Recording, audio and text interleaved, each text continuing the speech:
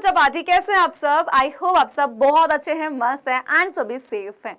तो भाई आज हम स्टार्ट करने जा रहे हैं आपके बायोलॉजी का पहला चैप्टर। ठीक है, तो क्लास 9th आपकी बायोलॉजी का पहला चैप्टर हम लोग स्टार्ट करने जा रहे हैं। तो अभी ना आप जैसे 6th 7th 8th पूरी साइंस ऐसे मिक्स हो जाती है ना, कि वहाँ पे पता ही नहीं होता कि मैम फिजिक्स क्या है, पता ही नहीं होता कि केमिस्ट्री क्या है, पता ही नहीं होता बायोलॉजी क्या है।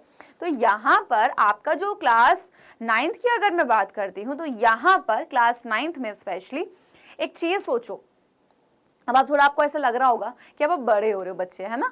तो 9th में जब आप आ रहे हो तो आपको किसने बोला हो कि अब तो तेरा बोर्ड आ जाएगा 9th के बाद 10th में अच्छे से पढ़ी हो। तो जब तक 8th में होते हैं हमें चीज़ें ज़्यादा नहीं पता होती, लेकिन 9th से कहीं ना कहीं ऐसा लगना स्टार्ट हो जाता है हमें कि हम बड़ी क्लास में आ गए। एंड कहीं ना कहीं होता भी है, क्योंकि सिलेबस जो होता है वो चेंज होना स्टार्ट हो जाता है। 6th 7th 8th में तो हमें सिंपल साइंस बहुत आसान लगती है, लेकिन जब 9th में आ जाते हैं वहाँ पे फिजिक्स भी आ जाता है, वहाँ पे केमिस्ट्री भी आ जाता है, वहाँ पे बायोलॉजी आ जाता है ना। तो अपने आप में बढ़ जाते हैं साइंस भी, मैथ्स भी, और अपना हाई लेवल का होना स्टार्ट हो जाता है। तो यही सब जो चीज़ें हैं, अब 9th में जब आप आए हैं स्टार्टिंग में, तो आपको कहीं ना कहीं ऐसा लगेगा कि अरे बहुत ज़्यादा डिफिकल्ट है ये तो, लेकिन ये चीज़ आपको नहीं सोचना है। ठीक है, बस आपको पढ़ाई करनी है। और एक चीज़ का याद रखना कि अक्सर बच्चे जब 8th से 9th में आते हैं तो उनके मन में ये सवाल होता है कि अरे मैम अभी तो हम पढ़ ले, मतलब अभी क्या करें पढ़ के, बाद में पढ़ लेंगे, स्कूल की तो एग्जाम है, बोर्ड तो 10th में तो पढ़ना है। ये थिंकिंग, मतलब इसको बदल लेना, अपनी सोच को बदलना। एंड यहाँ पर जो बच्चे सोच के बैठेंगे 9th में अच्छे से पढ़ेंगे, देन आप 10th में बहुत अच्छे से पढ़ के टॉप कर सकते हो। 9th आपका बेस बनाएगी, वरना 10th में जब आप टॉपिक्स को पढ़ेंगे तो आपको प्रॉब्लम हो जाएगी। तो 9th के जितने भी जो टॉपिक्स हैं, याद रखना कि उनको आपको समझना होगा कि आखिर कहना क्या चाहते हैं, जितने भी जो पॉइंट्स हैं, प्लस साथ ही साथ जितना भी आपके सब्जेक्ट है, चाहे आपका साइंस हो, मैथ्स हो या फिर हो सोशल साइंस, स्टार्टिंग से पढ़ते हुए चलना है, अच्छे से करना है, एक एक कॉन्सेप्ट को क्लियर रखना है। याद रखना 9th के कॉन्सेप्ट जो है वो आपको 10th में काम आएंगे, आपका बेस स्ट्रॉन्ग करने में। अगर वही वीक रह गया आपको कहीं ना कहीं प्रॉब्लम हो जाती है। ठीक है, चलिए तो स्टार्टिंग से पढ़ना है, बहुत अच्छे तरीके से पढ़ना है। एंड स्टार्ट करेंगे अपने चैप्टर को, जीवन की मौलिक इकाई। अच्छा, बायोलॉजी का पहला चैप्टर पढ़ने जा रहे हो, लेकिन आपको ये कि पता है कि बायोलॉजी क्या होता है? क्लास 9th में अभी बच्चे आए हैं एंड उनको ये भी नहीं पता होगा ना कि बायोलॉजी होता क्या है ना। तो मैं बताती हूँ बेटा, बायोलॉजी होता क्या है, जीव विज्ञान है क्या बेसिकली, कि जीव विज्ञान के बेटा अंतर्गत आप पढ़ते हैं सजीवों का अध्ययन। ठीक है, तो जीव विज्ञान के अंतर्गत आप क्या करते हैं, सजीवों का अध्ययन करते हैं। ठीक है, सजीव कौन से होते हैं? जैसे अगर हम बात करें बेटा, आपके सभी पेड़ पौधे, है ना, सभी पेड़ पौधे, क्लियर, एंड आपके सभी जीव जंतु, ये सारे के सारे आपके आते हैं सजीव में। ठीक, अब जीव विज्ञान जो है बेटा, उसको ना दो तरीके से यहाँ पे बांट रखा है, हम ये कह सकते हैं। तो याद रखना सबसे पहली चीज, आप एक पॉइंट, कि जीव विज्ञान जो है इसके जो जनक है, यानी कि जीव विज्ञान के जनक, फादर ऑफ बायोलॉजी बेटा, वो है आपके अरस्तु। आप अभी क्लास 9th में आए हैं एंड सब्जेक्ट साइंस बढ़ गया है फिजिक्स केमिस्ट्री बायोलॉजी में, तो इसलिए बताना बहुत ज़्यादा जरूरी है। ठीक है, एंड बायोलॉजी आप मुझसे ही पढ़ेंगे। चलिए, तो ये है अरस्तु, जिनको जीव विज्ञान के जनक कहा जाता है। एंड साथ ही साथ याद रखना कि जैसे मैंने बोला कि जीव विज्ञान जो है वो सजीवों का अध्ययन है, जहाँ पे आप सभी पेड़ पौधे, सभी पादपों के बारे में पढ़ते हैं, एंड जहाँ पर आप सभी जीव जंतु के बारे में पढ़ते हैं। तो जीव विज्ञान को बेटा यहाँ पे इस तरीके से बांट दिया गया है। एक है आपका वनस्पति विज्ञान, ठीक है, 11th में जाके आपको अलग से पढ़ने को मिलते हैं। अभी आप 9th 10th में भी ना, अभी सिर्फ आपको एक चीज़ का ध्यान रखना है कि 9th 10th में मैं आपको बता देती हूँ, बायोलॉजी आप पूरी मिक्स पढ़ेंगे, जूलॉजी बॉटनी आपका ऐसा कुछ नहीं है। जब आप 11th में जाएंगे वहाँ आपके बायोलॉजी की 2 बुक्स हो जाएंगी, एक जूलॉजी की, एक बॉटनी की। बट ये मैं क्यों बता रही, क्योंकि आपके लिए जानना जरूरी है अगर आप बायोलॉजी पढ़ रहे हैं तो। ठीक है, तो जीव विज्ञान यानी कि भाई एक वनस्पति विज्ञान, और एक बांटा गया इसको जंतु विज्ञान में। ठीक है, ठीक है, तो यहाँ पे याद रखना कि वनस्पति विज्ञान के बेटा अंदर आप पढ़ते हैं सभी पादपों के बारे में, जबकि जंतु विज्ञान के अंतर्गत आप पढ़ते हैं जितने भी जो जीव जंतु होते हैं उन सभी के बारे में। ओके है, अब यहाँ पर जो ये आपके सामने चित्र दिख रहा है, ये है बेटा थियोफ्रेस्टस। ठीक है, कौन है ये है थियोफ्रेस्टस, जिसको बोला जाता है यानी कि जिनको कहा जाता है वनस्पति विज्ञान के जनक। तो थियोफ्रेस्टस को वनस्पति विज्ञान के जनक कहा जाता है। ये सारे पॉइंट्स आप अपनी कॉपी में नोट डाउन करेंगे। एंड साथ ही साथ जो अरस्तु है इनको जीव विज्ञान के जनक के साथ साथ आपके जंतु विज्ञान का जनक भी इनको कहा जाता है। क्लियर है?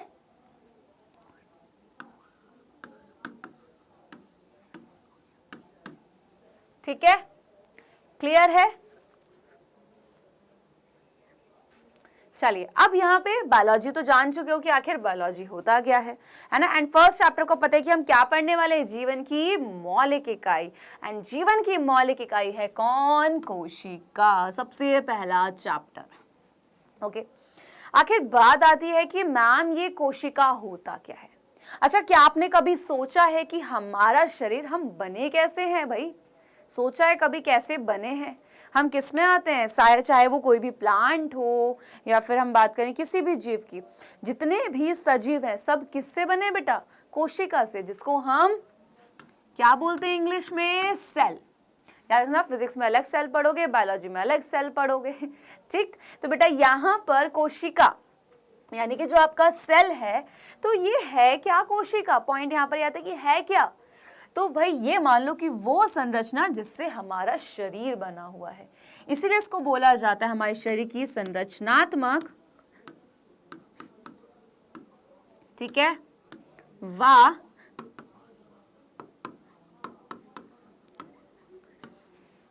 क्रियात्मक इकाई। क्लियर? ठीक है, इसको आगे बढ़ने से पहले जो मैंने पॉइंट्स आपको बताए हैं इनको एक बार नोट डाउन कर लीजिए बेटा। यहां से जो मैंने पॉइंट्स आपको बताए हैं, ओके, इन पॉइंट्स को आपको नोट डाउन करना है।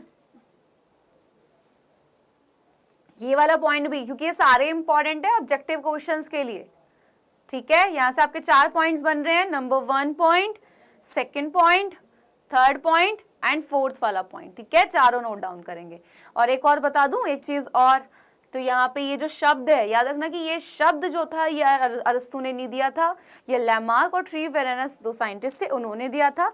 लेकिन ये आप 11th में जानोगे तो ज्यादा बेटर रहेगा। ठीक है, बट मैंने बता दिया नॉलेज के लिए आपको। चलिए, तो कोशिका की बात करते हैं। हमने बोला भाई इसको क्या बोला जाता है? संरचनात्मक, हमारे शरीर की संरचनात्मक व क्रियात्मक इकाई, ये इसको कहा जाता है। अब क्यों कहते हैं? क्योंकि भाई इसने क्या किया है? हमारे शरीर को, है ना, हमारे शरीर को बनाया है। आप सोचो कि अगर मैं आपसे बात करती हूं, है ना, अगर मैं आपसे बात करती हूं, तो यहां पे अगर मैं बात करूं बेटा हमारे शरीर को बनाए हम सजीव में, याद रखना कि हर सजीव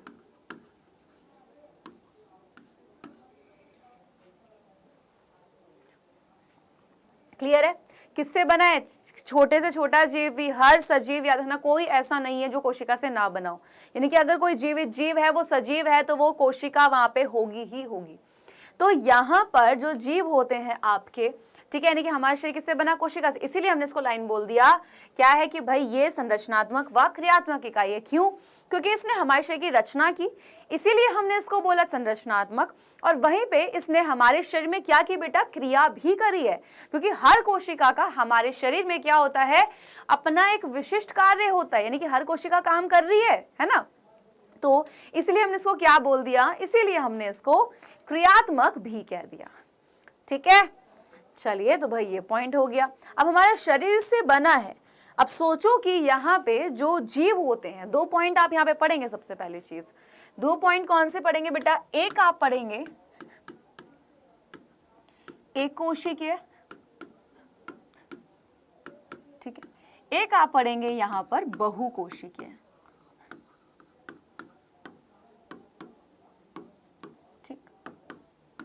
देखो, सबको एक पॉइंट तो पता होता है। मैंने पूछा बेटा एक कोशिकीय क्या होता है?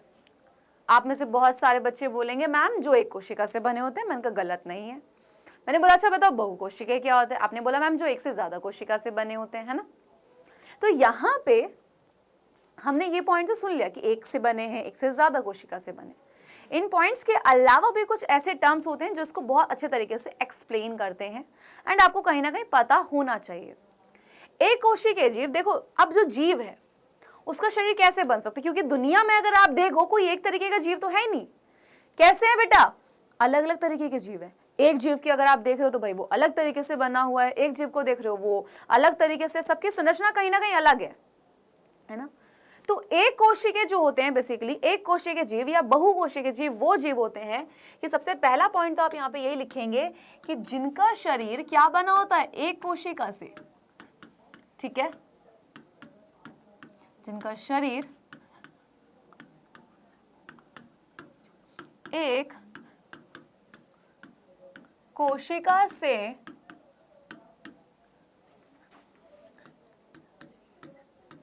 बना होता है। क्लियर है, ठीक। लेकिन एक कोशिका से तो बना है, मैंने बोला ये सही है, लेकिन और अच्छे से कैसे एक्सप्लेन होगा कि भाई देखो ये है एक डायग्राम, मैंने बोला ये जो चित्र है ये अमीबा का चित्र है। अमीबा को सब जानते होंगे, 8th में भी पढ़ा होगा एग्जाम्पल। तो ये जो अमीबा है, मैंने बोला बेटा यहाँ पे कोई अलग कोशिका नहीं है, वो खाना खाएगी तो इसी में खाएगी, उसका पाचन करेगी तो इसी में कर रही है, उसके शरीर में अगर परिवहन हो रहा है, सारी जगह उसका भोजन जा रहा है तो वो इसी में हो रहा है, एंड यहां से अगर बेकार पदार्थ बाहर निकल रहे हैं तो वो भी एक कोशिका में है। कहने का मतलब ये है कि वो एक ही कोशिका में रह के अपनी क्या कर रही है, सारी की सारी क्रियाओं को कर रही है, ठीक है। अब यहां पे सोचो कि अगर वो सारी की सारी क्रियाएं एक ही कोशिका में कर रही है, हमारा पॉइंट सही था कि भाई जिनका शरीर एक कोशिका से बना होता है, लेकिन एक कोशिका से बनने के साथ साथ हम ये भी बोलेंगे कि वो जितनी भी क्रियाएं करेगा, चाहे उसका पाचन करना हो, चाहे वो श्वसन की क्रिया हो, चाहे वो परिसंचरण हो या फिर वो उत्सर्जन, वो एक ही कोशिका के अंदर रहकर क्या करेगा, उन सभी क्रियाओं को करेगा। क्लियर है। आगे की बात करते हैं बहुकोशिकीय की। तो बहुकोशिकीय बहुत सही है कि भाई एक इनका जो शरीर होता है वो किससे, एक से ज्यादा कोशिका,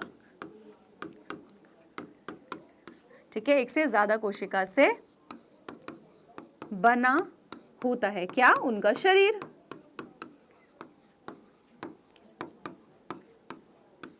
ठीक है। अब यहां पे अगर मैं आपसे बात कर रही हूं किसके बेटा, बहुकोशिकीय, तो जैसे हमने देखा कि भाई यहाँ पे तो सब एक ही कोशिका के अंदर क्रियाएं हो रही थी, लेकिन बहुकोशिकीय, देखो हम लोग जो आते हैं वो बहुकोशिकीय में आते हैं, ठीक है। अब आप सोचो कि हमारे शरीर में क्या किसी भी क्रिया के लिए, है ना, किसी भी क्रिया के लिए क्या एक ही कोशिका उपस्थित, नहीं। आप सोचो कि अगर आपको खाना खाना है बच्चा, तो उसके लिए आपके शरीर में क्या है, आपके शरीर में अलग से पाचन तंत्र है ना, पाचन करेगा जो भोजन का। अगर आपको श्वसन की क्रिया करनी है तो उसके लिए अलग से श्वसन तंत्र है, परिसंचरण होना है शरीर में तो उसके लिए अलग से परिसंचरण तंत्र हो जाता है, एंड साथ ही साथ उत्सर्जन अगर करना है तो उसके लिए अलग से उत्सर्जन तंत्र है। यानी कि हर कोशिका, यानी कि अगर हम कहें तो भाई हर तरीके की क्रिया के लिए, यानी हर क्रिया के लिए हमारे शरीर में अलग अलग अंग और तंत्रों की उपस्थिति होती है। ये कैसे होता है, एक पॉइंट ध्यान से सुनना बेटा यहाँ पे, कि एक पॉइंट आपको बताऊंगी। सबसे पहले होता क्या है, हमारा शरीर जो है बेटा वो किससे मिलकर बना है, कोशिका से, ठीक। कोशिका जो है ये किसको बनाती है, ऊतक को। ऊतक है क्या बेसिकली, ये जो ऊतक है वो है आपका कोशिकाओं का समूह। Clear, clear. मैंने बोला कि भाई ये आपकी एक कोशिका है और वहीं पे जो कोशिकाएं एक जैसा काम कर रही हैं, संरचना में एक जैसे, उनका ग्रुप बन गया, वो ऊतक कहला रहा है। ऊतक बनाते हैं बेटा हमारे शरीर में जो अंग होते हैं, ठीक है, और अंग मिलकर बनाते हैं अंग तंत्र को। इस चीज को नोट डाउन कर लीजिएगा। अंग बने यानी कि भाई सोचो, मैंने बोला बेटा अगर हमारे शरीर में पाचन हो रहा है तो क्या सिर्फ मेरे माउथ ने काम किया, क्या सिर्फ मेरे वहां पे अगर मैं बात करूं मेरे स्टमक ने काम किया, नहीं, वहां पे मेरे मुंह ने भी काम किया, वहां पे स्टमक ने भी काम किया, छोटी आंत ने भी, बड़ी आंत ने भी। तो वो सब अंग मिलके, है ना, क्या बना रहे हैं, अंग तंत्र को बना रहे हैं जो एक किसी क्रिया में भाग ले रहे हैं। ओके, तो कैसे कि सबसे पहले शरीर किसका बना, कोशिका का। कोशिका जो है उसने किसको बनाया, ऊतक को। ऊतक से क्या बने, अंग बने, और बहुत सारे अंग मिलके अंग तंत्र। ये वैसे ही है जैसे एक मशीन है, उसके डिफरेंट डिफरेंट पार्ट है, उसने उस मशीन को बना दिया, बस सिंपल सी कहानी। अब हम किस में आते हैं बेटा, बहुकोशिकीय में आ जाते हैं, है ना। अब बहुकोशिकीय में अगर हम लोग आ रहे हैं तो बेटा यहाँ पे ये सोचो कि अगर हम बहुकोशिकीय में आ रहे हैं तो हमारे शरीर में तो क्या है, अलग अलग तंत्र, अलग अलग अंग उपस्थित है। किन के लिए? इन सभी क्रियाओं के लिए। ओके, तो बस यही है एक कोशिकीय जीव और बहुकोशिकीय, यानी कि जीव जो होते हैं वो भी अलग अलग तरीके से होते हैं। ठीक है, तो यहाँ पे हमने सबसे पहले क्या जाना, कोशिका को। कोशिका क्या है? हमारे शरीर की यानी जीवन की संरचनात्मक व क्रियात्मक इकाई, क्योंकि भाई इसने क्या किया है, हमारे शरीर को बनाया है। और वहीं पर जो जीव होते हैं, अगर हम बात करें, दो तरीके से हो सकते हैं, यानी कि जीव का शरीर दो तरीके से बन सकता है। यानी कि जो कैसे होते हैं, कुछ एक कोशिकीय जीव होते हैं जो एक ही कोशिका से, यानी कि जिनका शरीर बना होता है, सारे के सारे क्रियाएं एक ही कोशिका में रहकर करते हैं। और बहुकोशिकीय वो होते हैं जो एक से ज्यादा कोशिका से बने होते हैं एंड उनमें हर तरह की क्रिया के लिए क्या होते हैं, अलग अलग अंग उपस्थित होते हैं। क्लियर है? अब हम बहुत देर से देख रहे हैं कोशिका ये है, हम इससे बने हैं। बात आ जाती है कि आखिर इसकी खोज किसने की है, कि कौन से वो ऐसे पहले साइंटिस्ट थे जिन्होंने सबसे पहले कोशिका को खोजा। क्योंकि ये जो खोज थी एक आम खोज नहीं थी, ये एक बहुत बड़ी खोज थी भाई, है ना। तो कोशिका को सबसे पहले किसने खोजा था? देखो यहाँ पे ना एक चीज ध्यान रखना कि जब किसी एक चीज की खोज होती है ना, तो एक साइंटिस्ट ने अगर उसको खोजना शुरू किया तो बहुत सारे साइंटिस्ट वहां जुड़ जाते हैं कि आखिर और देखो और क्या नई चीज मिल सकती है। ठीक, यहाँ कुछ ऐसे ही हुआ। तो सबसे पहले एक साइंटिस्ट आए जो थे रॉबर्ट हुक। ठीक है, कौन थे? Robert Hooke.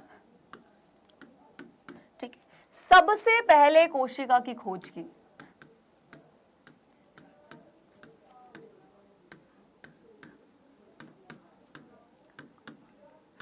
ठीक है, सबसे पहले कोशिका की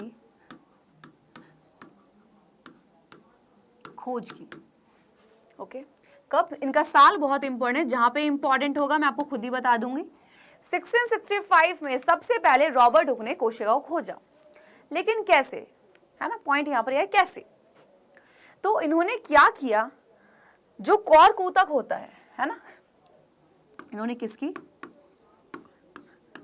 कॉर्क ऊतक, इसकी छाल को जब किसमें, खुद से बनाए हुए सूक्ष्मदर्शी, ठीक, ये है आपके रॉबर्ट हुक जिन्होंने सबसे पहले कोशिका को खोजा था। अब अगर मैं बात करूं माइक्रोस्कोप की, तो बेटा माइक्रोस्कोप जो है यानी कि सूक्ष्मदर्शी की खोज तो बहुत पहले हो गई थी, लेकिन इन्होंने क्या किया, उस सूक्ष्मदर्शी में, उस माइक्रोस्कोप में इन्होंने कुछ चेंजेस किए। एंड चेंजेस जब किए तो इन्होंने उसको नाम दे दिया कि भाई इसको मैंने बनाया है। वहीं से पड़ गया कि भाई स्वयं के द्वारा, है ना, यानी कि खुद से, यानी स्वयं के द्वारा बनाए गए सूक्ष्मदर्शी की सहायता से उन्होंने उसमें देखा।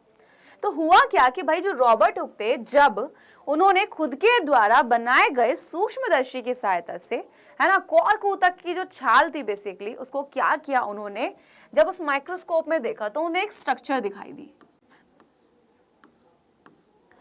जो कुछ इस तरीके से थी।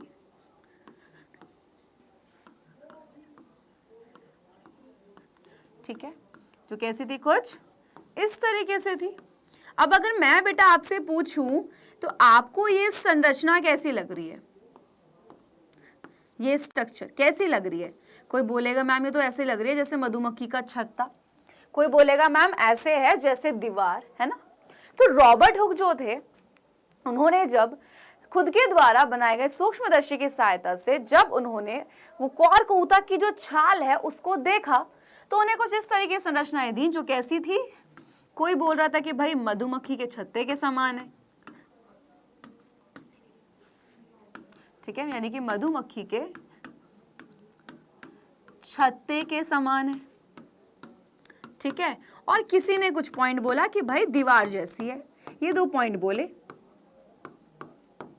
ठीक, और इसी संरचना को रॉबर्ट हुक ने नाम दे दिया था, क्या बेटा, कोशिका। लेकिन कोशिका की जो खोज थी बेटा वो सिर्फ यहीं तक नहीं रुकी थी, ये खोज बहुत आगे तक गई और साइंटिस्ट इन्वॉल्व होते चले गए। तो रॉबर्ट हुक जो थे, याद रखना कि इन्होंने सबसे पहले कोशिका की खोज तो की थी, लेकिन कैसी कोशिका की खोज की थी? मृत कोशिका की।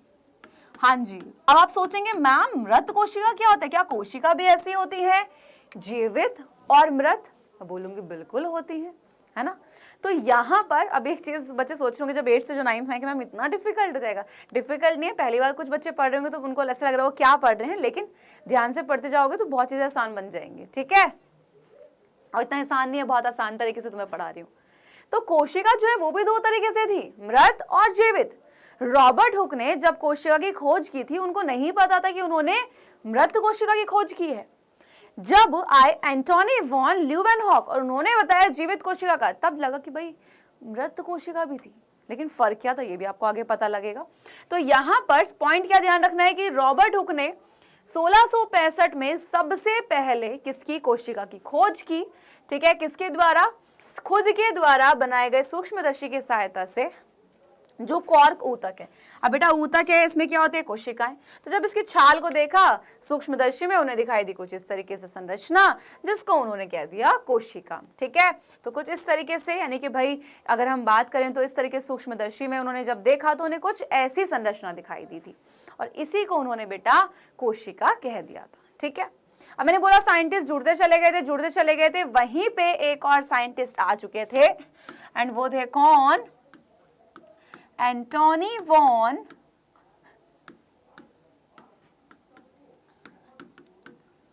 ल्यूवेनहॉक, ठीक है।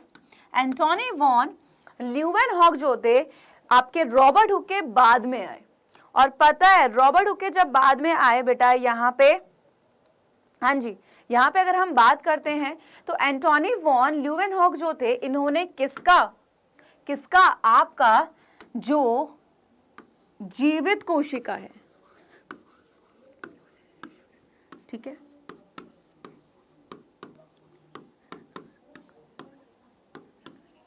ठीक है, जीवित कोशिका का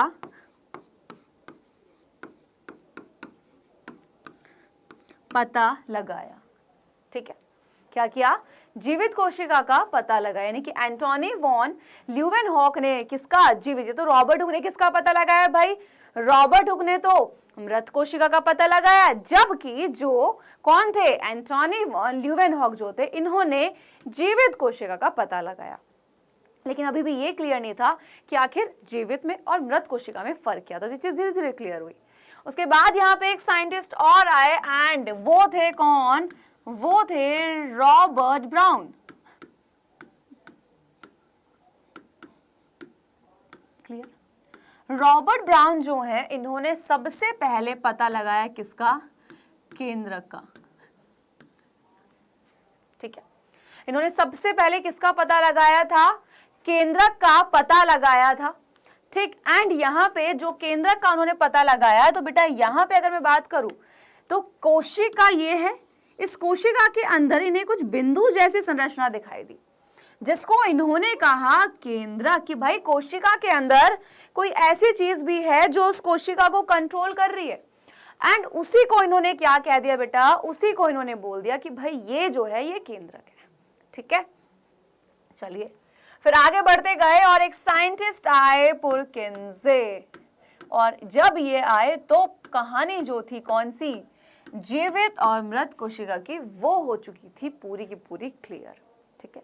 क्योंकि इन्होंने एक टर्म दिया जो कि था जीव द्रव्य, जिसको हम लोग कहते हैं इंग्लिश में प्रोटोप्लाज्म। और ये जो प्रोटोप्लाज्म होता है, इसको कहा जाता है जीवन का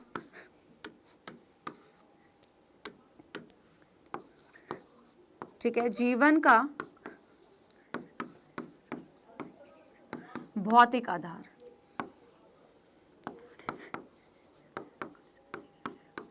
ठीक है, क्या बोला इसको? जीवन का भौतिक आधार। और इन्होंने क्या कहा? इन्होंने बोला कि बेटा जिस कोशिका में, यानी कि जीव द्रव्य जिस कोशिका में क्या है, उपस्थित है, ठीक है, वो कोशिका कैसी है? जीवित है।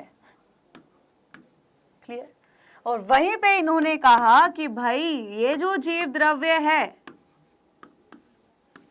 जिस कोशिका में क्या है, अनुपस्थित है, यानी कि भाई वहां पर ये नहीं पाया जा रहा, वो कैसी है, वो है मृत कोशिका। क्लियर?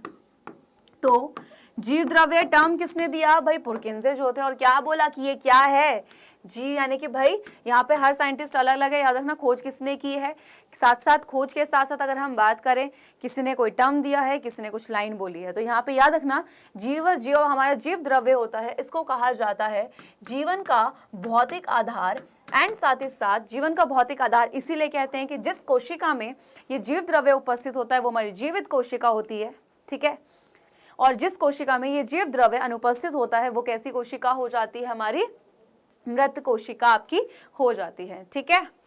अब यहीं पे अगर मैं आपसे बात करती हूँ और पॉइंट्स की, तो याद रखना कि अब आपके मन में सवाल होगा कि मैम जीव द्रव्य होता क्या है, तो यही बता देती हूँ, और याद रखने वाली चीजें बहुत इंपॉर्टेंट। तो बेटा बेसिकली जीव द्रव्य होता क्या है, देखो जीव द्रव्य आपका कोशिका झिल्ली,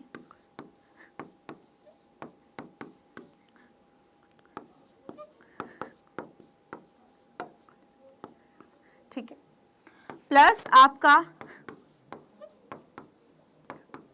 कोशिका द्रव्य और प्लस आपका बेटा केंद्रक, ठीक है, ये तीनों मिलकर हमारे कहलाए जाते हैं जीव द्रव्य। एक जो बेटा कोशिका होती है, ये अगर कोशिका है, इसमें ये जो बाहर वाली रचना है ये प्लाज्मा झिल्ली है, जिस झिल्ली ने इसको चारों तरफ से घेरा हुआ है, ठीक है।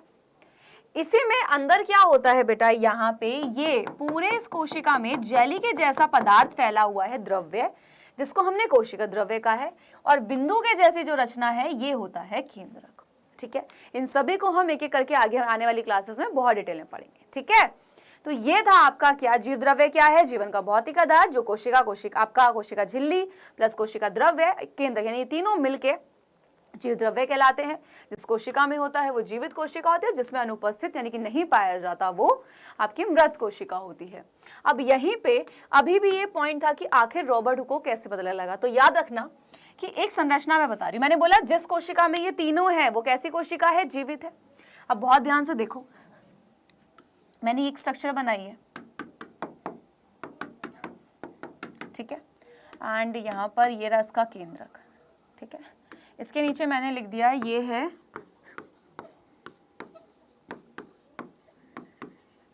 जंतु कोशिका, ठीक। सेम स्ट्रक्चर मैंने यहाँ पर बनाई, ये रहा केंद्रक एंड ये रहा यहाँ पे क्या, कोशिका द्रव्य, मैंने बोला ये है पादप कोशिका। अच्छा, अभी तक दोनों सेम है बिल्कुल, हाँ जी, अभी तक दोनों बिल्कुल सेम है ना। अब वहीं पे अगर मैं आपसे बात कर रही हूं भाई, यहां पे मैंने क्या किया, यहां पर मैंने एक संरचना बना दिया। मैं पूछूं क्या ये सेम है, तो आप क्या बोलेंगे, नहीं मैम, क्योंकि हमें पता है ये जो बाहर वाली संरचना है ये क्या है, ये तो कोशिका झिल्ली है। ये क्या हो जाता है आपका कोशिका द्रव्य, ठीक, यह है केंद्रक,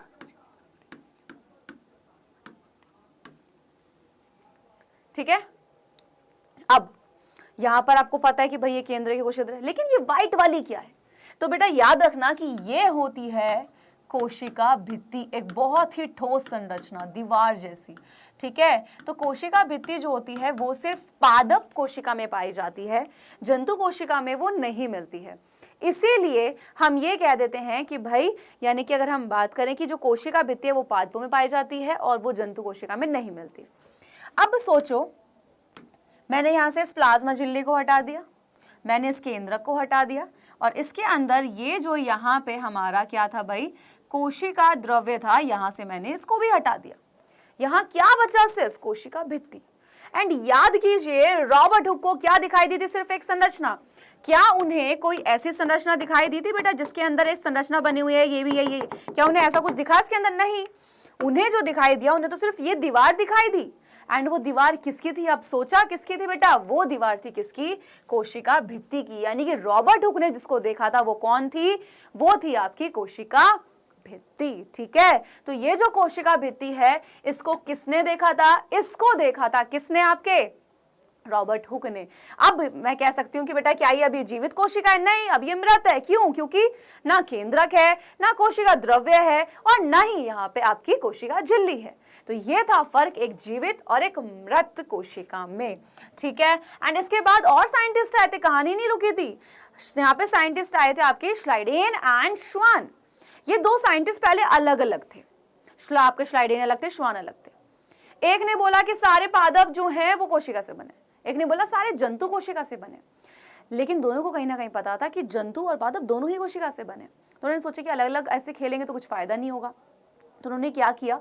इन्होंने बोला कि भाई एक काम करते हैं। काम क्या करते हैं कि दोनों हाथ मिला, दोनों दोस्त बन गए। अब जो ये लाइन अलग अलग बोल रहे थे ना कि जंतु कोशिका से बने हैं, पादप कोशिका, अब इन्होंने एक मिलके बोली लाइन, क्या? कि जंतु और पादप दोनों ही कोशिका से बने होते हैं। और यही लाइन इनकी कहलाई गई क्या? कोशिका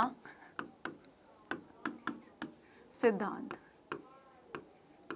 ठीक है, तो कोशिका सिद्धांत किसने दिया? श्लाइडेन एंड श्वान ने। और उसके बाद एक साइंटिस्ट और आए एंड वो थे कौन? वो थे रुडोल्फ विर्चो।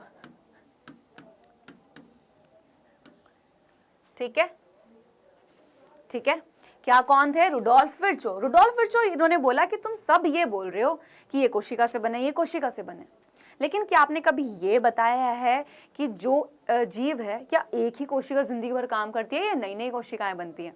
तो इन्होंने बताया कि कोशिका क्या होती है? विभाजित होती है। क्या बताया? इन्होंने बताया कि कोशिका विभाजित होती है, यानी कि बंटती है। ठीक है, और कोशिका अगर बट रही है, यानी कि अगर एक कोशिका है ये बटी, इसने नई बना दी, तो पुरानी कोशिकाओं ने क्या किया? नई कोशिकाओं को बनाया। ठीक है, एक ही कोशिका जिंदगी भर काम नहीं करती है, पुरानी कोशिकाएं नई नई कोशिकाओं को बनाती रहती हैं। तो रुडोल्फ विर्चो जो थे इन्होंने बोला कोशिका विभाजित होती है और किनको? नई कोशिका को बनाती है। और यही लाइन इनकी क्या कहलाई गई? आधुनिक कोशिका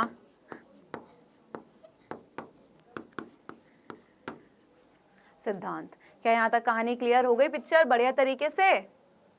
चलिए, तो ये थे आज का आपका टॉपिक, जहां पे हमने जाना कि कोशिका क्या है, कोशिका की खोज, ये सारी चीजें हम लोगों ने जानी।